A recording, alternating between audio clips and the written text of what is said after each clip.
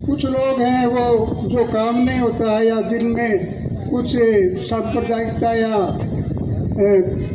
तुच्छपन होता है, वो कुछ लोग अपनी अलग अलग बातें करते हैं।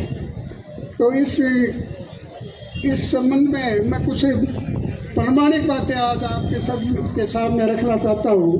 बच्चों के सपनों को अपना सपना समझकर करते हैं मेहनत और जीतते हैं विश्वास। हिंदुस्तान के टॉप कोचिंग्स के एचओडीज न केवल क्लास लेते हैं बल्कि बच्चों के डाउट भी क्लियर करते हैं। आज हर बच्चे की जबान पर है कि डीएस की फैकल्टी बहुत अच्छी है।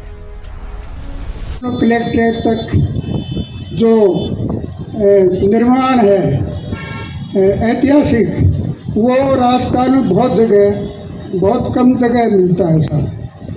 जैसे वहाँ से हम चलेंगे तो पीरू सिंह जी का सर्किल आता है, परमवीर चक्कर पीरू सिंह जी का, फिर शहीद सर्किल है, नेहरू सर्किल है, डॉक्टर अम्बेडकर की पार्क है, और झुंझुनू के संस्थापक झुंझा का, कर्नल जानू का, और हमारे सबसे बड़े शहीद स्वतंत्रता सेनानी कर्नी राम और रामदेव के स्मारक हैं। इस कड़ी में जैसे कुछ अधूरापन लग रहा था और आज एक मुख्य सर्किल का नामकरण झुंझा सर्किल हो गया, तो ऐसा लगता है कि जैसे पूरी जो इस जिले का प्रतिष्ठा थी, इस जिले के अनुरूप जो होना चाहिए था वो हो गया है। जहाँ तक मैंने बताया कि इतिहास के बारे में हमारी संस्थान की स्मारिका और किताब में है, तो उसके बारे में पढ़ सकते हैं हम। तो कुछ बातें इस दौर में कुछ आई हैं बातें। स्वाभाविक है कि कुछ लोग हैं वो जो काम नहीं होता है या जिनमें कुछ सांप्रदायिकता या तुच्छपन होता है, वो कुछ लोग अपनी अलग अलग बातें करते हैं। तो इस संबंध में मैं कुछ प्रामाणिक बातें आज आपके सबके सामने रखना चाहता हूँ। इतिहासकार हरनाथ सिंह ढूंढलों ने अपने पुस्तक झुंझुनू में झुंझुनू की स्थापना 9वीं सदी में मानी है, और ये लिखा है कि किसी झुंझा ने झुंझुनू बसाया था। यह बहुत पहली सबसे पुरानी किताब है। इतिहासकार मोहन सिंह जी का मानना है कि जैन मुनियों की पटावली के आधार पर यह सुनिश्चित है कि झुंझुनू 8वीं सदी से आबाद है।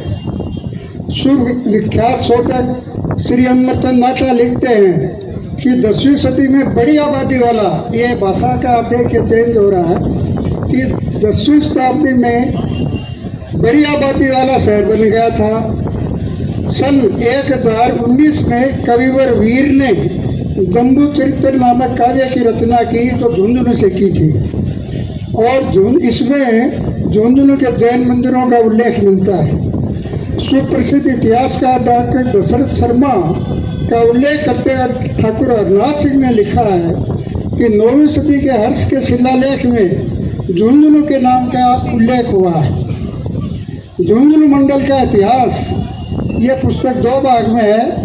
पुस्तक के लेखक कंवर रघुनाथ सिंह शेखावत ने वर्णन किया है कि आसुलपुर के चौहान बड़ुओं की बही से ज्ञात होता है कि विक्रम संवत 2045 में झुंझुनू का शासक सिद्धराज चौहान था। मतलब 9वीं 10वीं शताब्दी में यहाँ जागीरें स्थापित हो गई।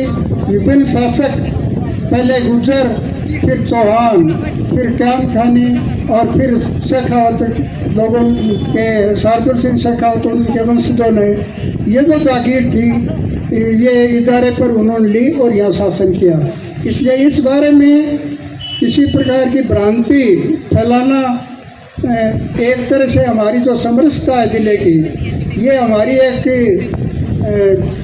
हम लोग अन्वयी हैं। जहाँ झुंझुनू का एक इतिहास है, यहाँ कंचनराज जी का टिल्ला है और दरगाह है, तो ऐसी समरसता को बनाए रखना हमारा बहुत बड़ा कर्तव्य है।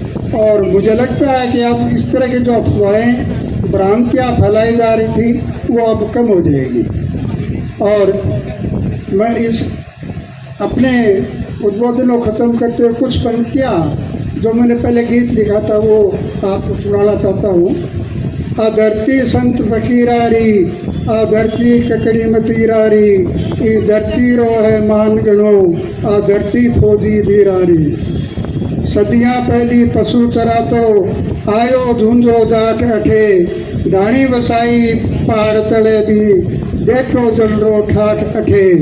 हमलावर होना ने मारा, गर्ज सुड़ी तलवारारी, आ धरती संत फकीरारी, आ धरती फौजी बीरारी। गुजर चौहान कायम खानी, शेखावतारो राज हुयो, ग्यारी गाली गांव ढाणी में जद बारो गो राज गयो। गांव गुवाड़ा में जद गूंजी, बाणी शब्द कबीरारी, आ धरती संत फकीरारी, आ धरती फौजी बीरारी।